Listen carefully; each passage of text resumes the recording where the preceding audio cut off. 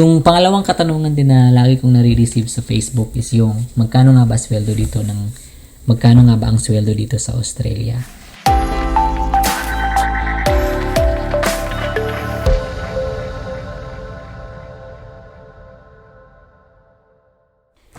Hi guys, welcome to my channel and I hope you enjoy this video. Itong video na to na gagawin ko is real talk lang. Pag-usapan lang natin yung mga lagi nagtatanong sa akin sa Facebook, sa Messenger. Meron sila laging dalawang katanungan na laging binabato sa akin. And I think i-clarify lang natin o siguro sagutin natin yung mga questions na yon para lang ma-clarify din kung siguro masagot yung mga katanungan nila. Maybe isa ka dun sa mga nagtatanong or nagwo-wonder kung ano ba yung unang katanungan na lagi nilang tinatanong sa akin is paano nga ba pumunta ng Australia. So marami pong paraan na pumunta dito, but of course kailangan talagang mag-invest ng time, ng effort, tsaka ng pera, of course financially. Yun kasi kailangan talaga pag may plano kang ibang bansa. Yung pangalawang tanong na lagi nilang tinatanong sa akin is magkano nga ba yung sweldo dito sa Australia. So hopefully kung may mga kakilala kayo na medyo interesado makapag-abroad o makapag-apply or mag-apply dito sa Australia, hopefully ma-share mo itong video na to sa kanila para din siguro ma-clarify kung ano ba yung ini-expect mo pagdating dito. Syempre, sa sweldo, tsaka yung paano pumunta rito. So guys, kung hindi nyo pa na-share yung video na to, please share or like this video.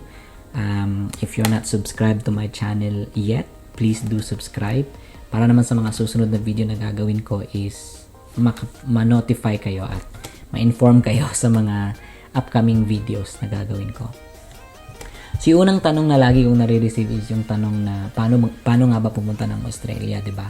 So parang mahirap sagutin kasi marami po kasing visa na pwede mong applyan, like if you're a skilled worker, say for example, welder ka or mekaniko ka, or crane operator ka, or even yung mga furniture, gumagawa ng mga furnitures. Yun yung mga kadalasan lagi nilang hinahire from Philippines. Kasi yun yung lagi nilang kulang dito ng mga skills. So, kung skill ka sa mga ganung bagay, why not?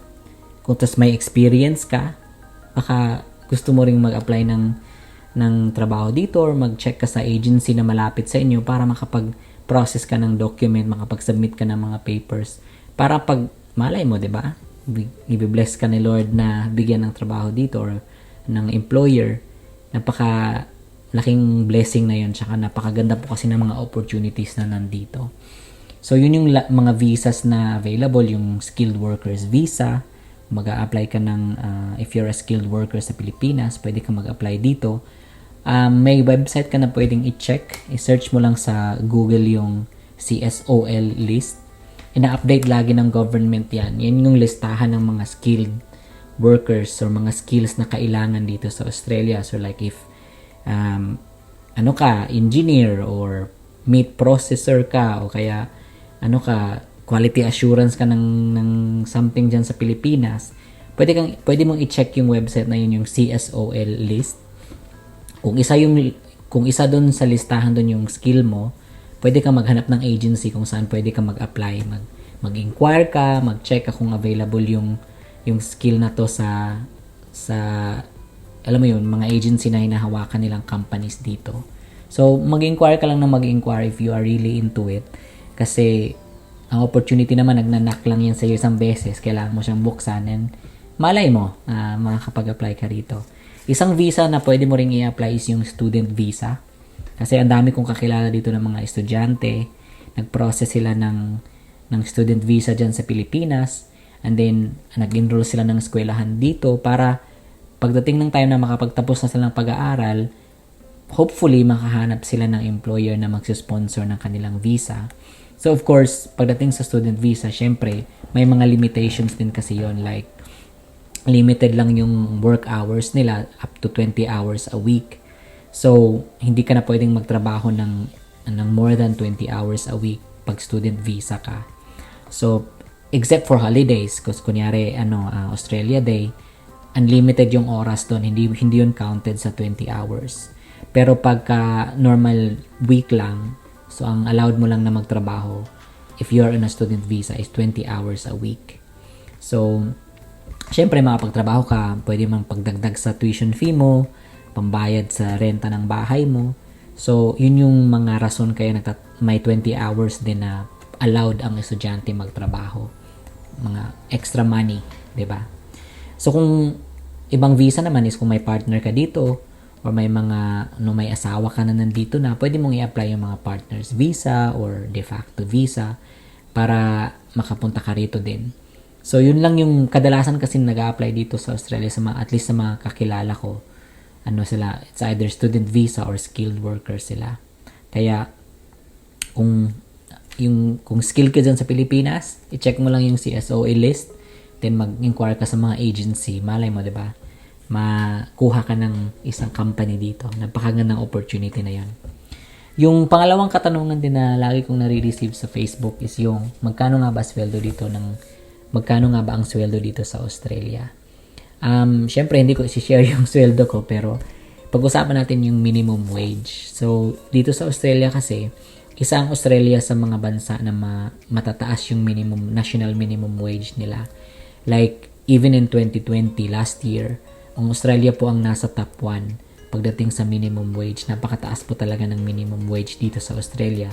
But of course, you also have to consider yung cost of living kasi syempre kung mataas yung minimum wage, malamang at sa malamang mahal din yung cost of living. So siguro yung cost of living na topic, pag-uusapan natin yan sa mga susunod na araw para i-breakdown natin yung mga usually expenses mo in a week or in a month para malaman din natin yung mga expected expenses mo dito. Pero kung matipid ka naman, walang problema, may extra money ka marami pagdating sa So yung as of actually last year ang minimum wage dito sa Australia up until June 30 ng 2021, ang minimum wage dito was $19.88 ata. Pero nung July 1 nagbago na siya, nag-increase na siya, now $20.33 per hour.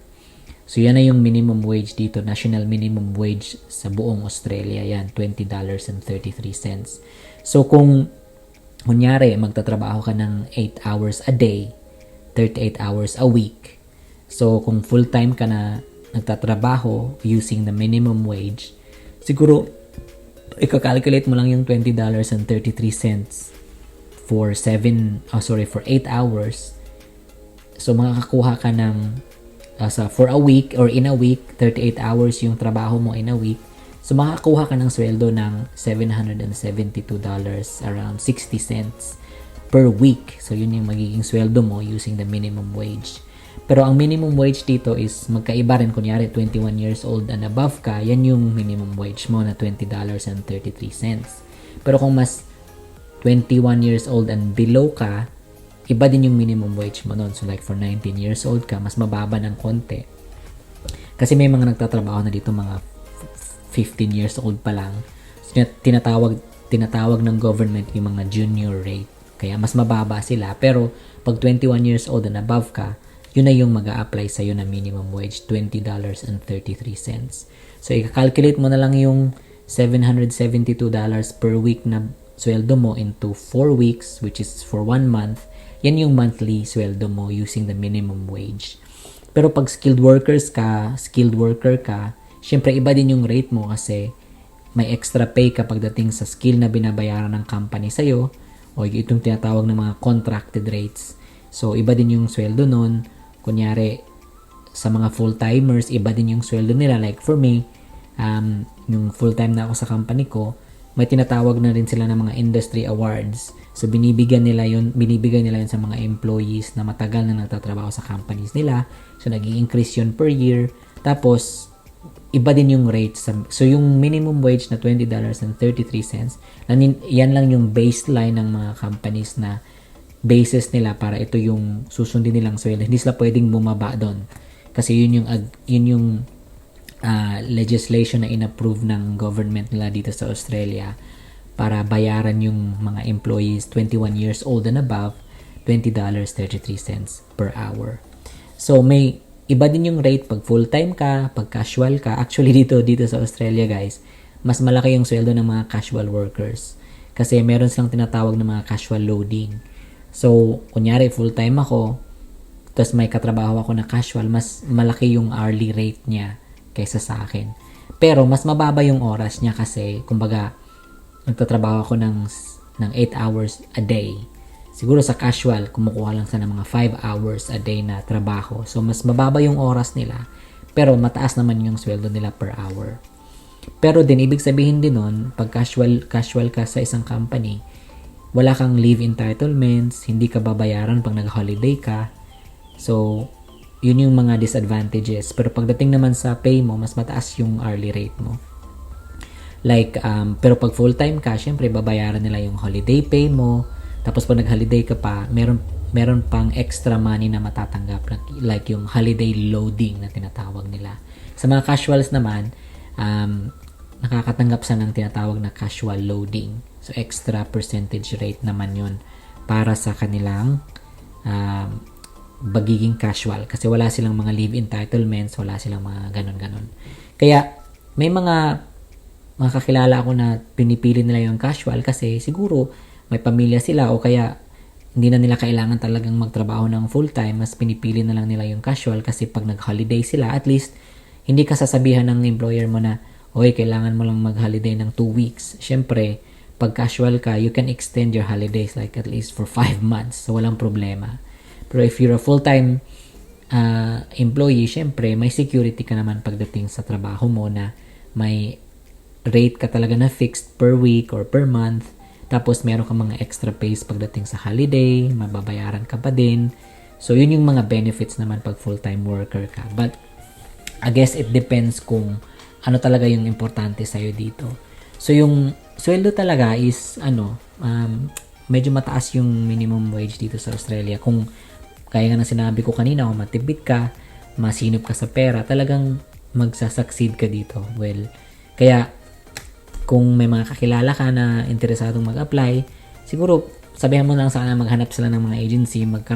Importante po talaga mag-ipon at saka mag-research talaga sa kung ano yung mga gusto nilang gawin or gusto nilang applyan para pagdating na time na ready na sila mag-apply, financially at saka emotionally, spiritually, ready na sila for that challenge. So, yun lang guys. Yun lang isi-share ko sa araw na ito and I hope you have a good day. Peace!